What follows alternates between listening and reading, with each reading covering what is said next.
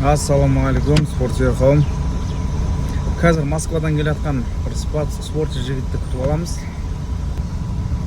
Россияның мықты, атақты спортшы Акимбоны жеңіп тастайтын жігіт. Естеріңізде ма? Қазір баратымыз. Чемпионат Қазақстанға келіп жатыр, Шардағада өтетін.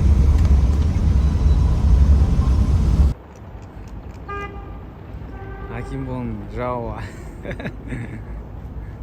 У меня дома в гостях Дамир. Легенда. Легенда.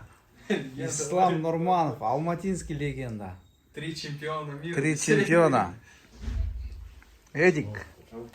Чемпион тоже. Bana bak takmayı sindirmem gibi oldu mu? Что там, Эдик, интервью? Как ты подготовился на этот чемпионат Казахстан? Хорошо, наверное. Хорошо. 8-го видно будет. 8-го будет. Главные твои соперники? Все. Все?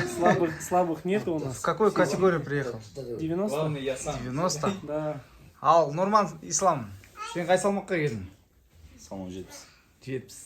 70 килограммда кімдер бар мақта? Қадыр Нұрдәулет бар, Устинов бар. Бәрі мықты ғой. Бәрі мықты. Дайындығың қалай, жақсы келдің ба? Жақсы. Вот, из Москвы приехал Дамир. Ассалаумағалейкум. Соперников нет. 80 килограмм келдім. Бәрі соперник мықты. Мен тоже жақсы дайындалдым. Көреміз. Стол покажет деген. Все. Оратор, да? Сразу видно. Hamile